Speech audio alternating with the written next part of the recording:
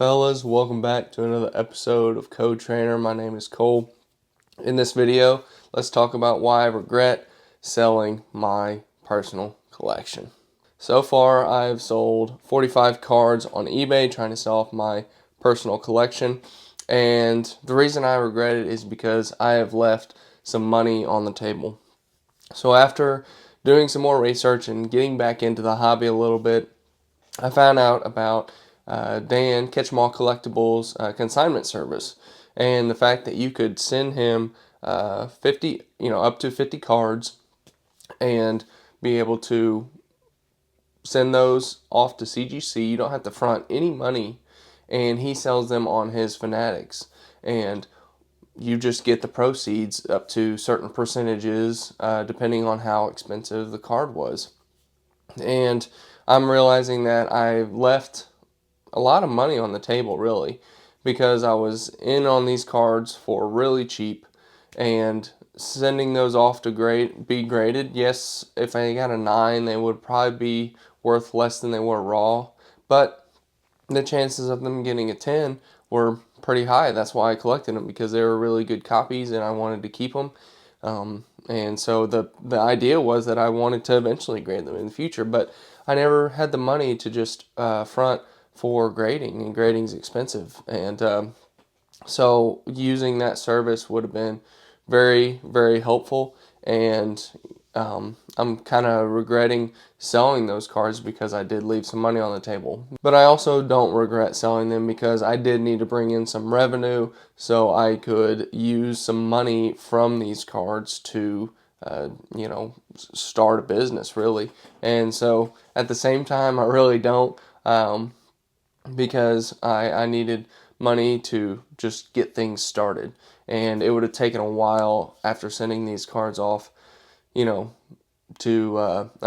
probably would be now, having sold everything over the course of a month, and they might have come back a month later and sold. But anyway, I just needed some money to just get this business started, and I didn't know how I was going to start this business, right? I didn't know how I was going to try to start getting money, how I was going to try to start selling, and Japanese was something that was really exciting at the time, and I do still want to sell sealed Japanese, but we got to get a following. And speaking of following, I'm excited to announce that we have 50 subscribers, which is absolutely insane. I'm just thinking about 50 people sitting in this room right now, and no way 50 people would fit in here, but just having 50 people want to see your journey. And I know that nobody's really watching after they subscribe, so there's obviously better ways that I need to make content and stay consistent. I missed yesterday's video. Just got exhausted. I didn't wake up in time. I didn't have time to make a video. And then last night I was exhausted again, and I didn't make a video that night. So that's on me. I didn't make the time. But we have 50 subscribers, and that's absolutely amazing. And I hope that we can keep this going and keep building a following so we can get to a point where we can sell some sealed Japanese. But right now, I'm just trying to come up with some ideas to just get revenue going, right? To just get some money flowing into the business and churn and burn, just using the money I do have to make some more money, right? And I have been working sometimes after work for an hour or two, helping my father-in-law cut trees, and so hopefully some money start coming in that way that we can put into this business. And I'm excited for what's going on. I'm happy to be recording the journey as well. I just sold a CGC 8.5 base set 2 Magneton, and I bought that 8.5 back in the day to crack it and then try to resubmit with like PSA or something, and maybe get a better grade, because the 8.5s were pretty common with CGC back in 2021, 2022, and it would have been awesome to crack it and then regrade it and try to get a better grade and make the value go up on it. And so 8.5s are really common with the old certs and the blue labels, and so That was my idea, and I didn't do it. I ended up selling it, but it's fine.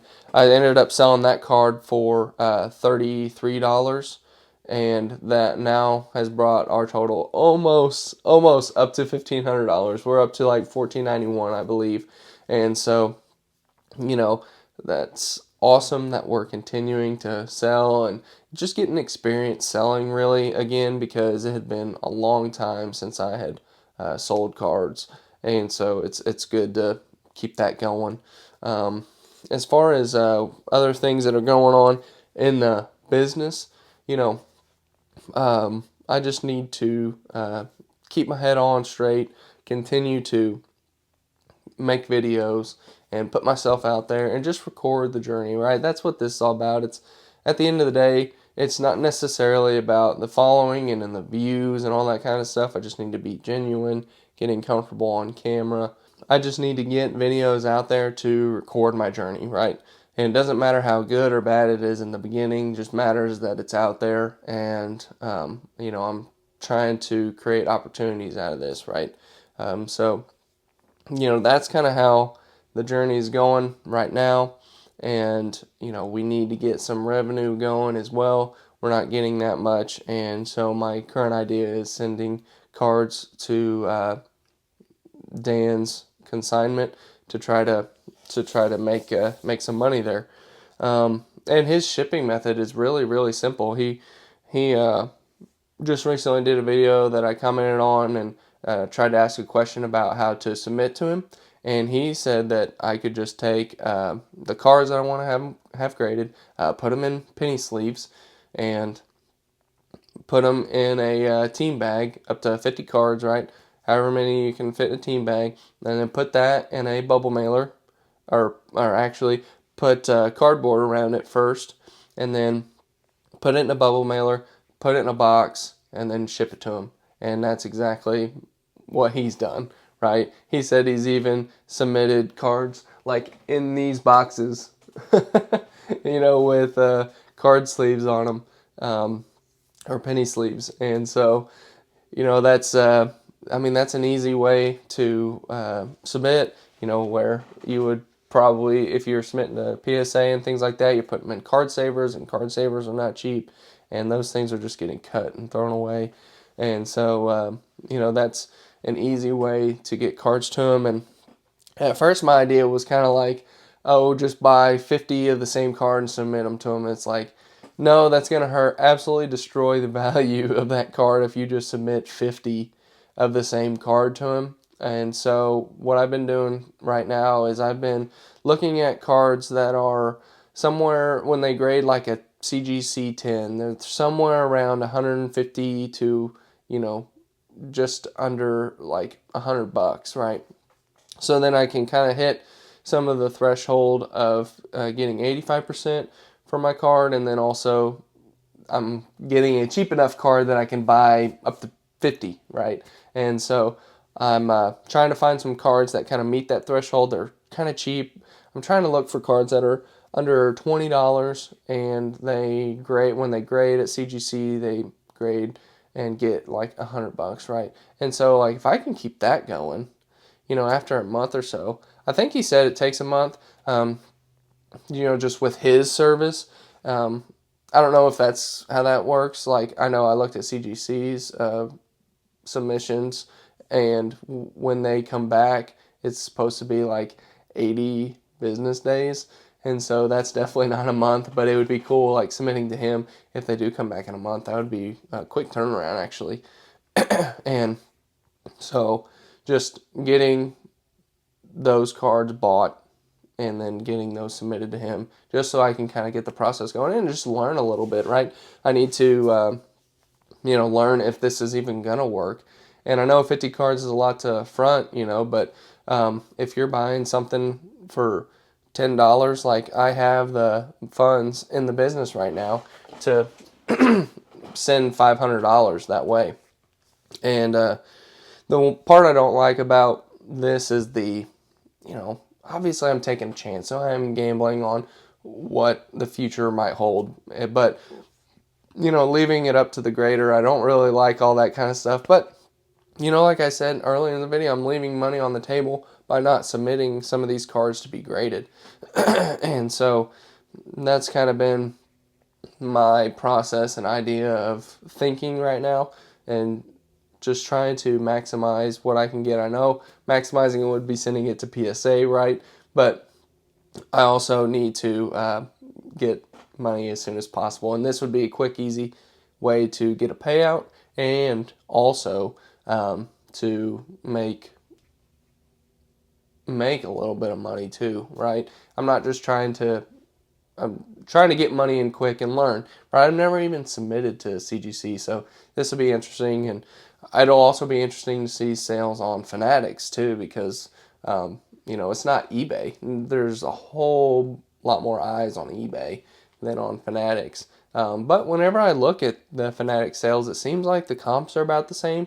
People who shop on Fanatics are probably aware of the eBay sales as well.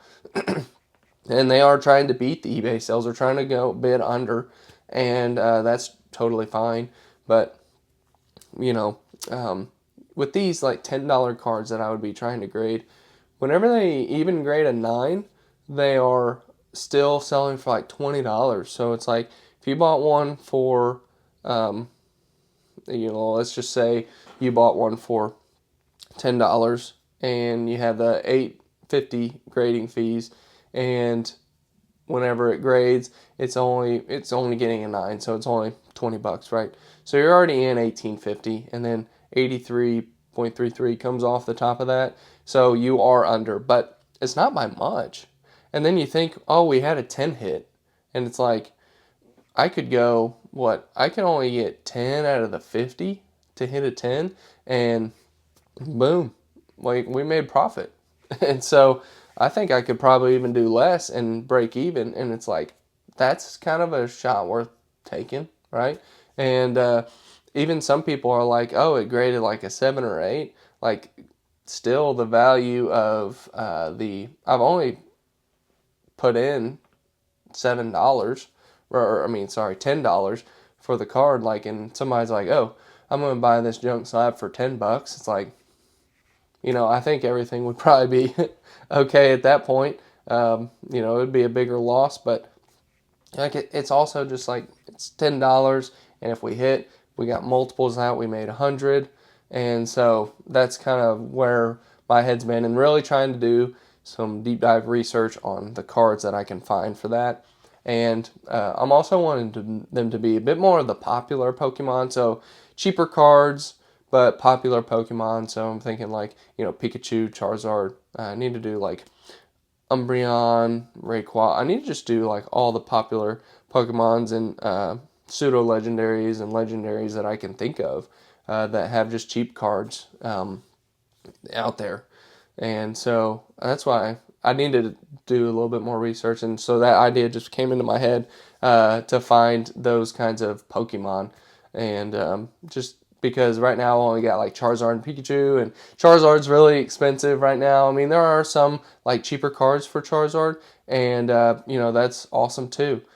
Just getting a lot of those, but I do need to kind of spread it out a little bit. So I'm getting like, 5 of one card maybe, and because they'll get submitted on that Fanatics block at the same time. As soon as they hit, they go in at the same time. And so I want to try to avoid that and, keep submissions spread out a little bit, maybe over the course of like 2 weeks or 3 weeks, something like that. So they're not all going up for sale at the same time. So that's just my thought process. That's kind of what I've been thinking. You guys let me know in the comments if this is making any sense, or if there's some other ideas. I just can't source right now Pokemon cards, right? I can't get anything off of like Facebook or, posting on Facebook. I could, see if there's some people locally who would want to sell, but nobody's really posting anything up for sale on Facebook that's worth much. Like, somebody posted something up for Facebook. It's just a bunch of bulk cards and a binder. It was 250 cards for $70, $70. And I'm just like, no, like That's $2.50 all day long. You know, all this is bulk. Like, even the reverse hollows, even these cheap hollows, it's like, you know, I'm spending $3 maximum on that thing. And so, like, that's kind of stuff is just not worth dealing with. And, you know, I just haven't seen anything. Nobody's just like got this box right here of bulk. And there's just like, yeah, they could say selling bulk $100. And then I come to them and I'm like, listen, like, to tell you how much bulk it really is, and I'd buy this off of you for 10.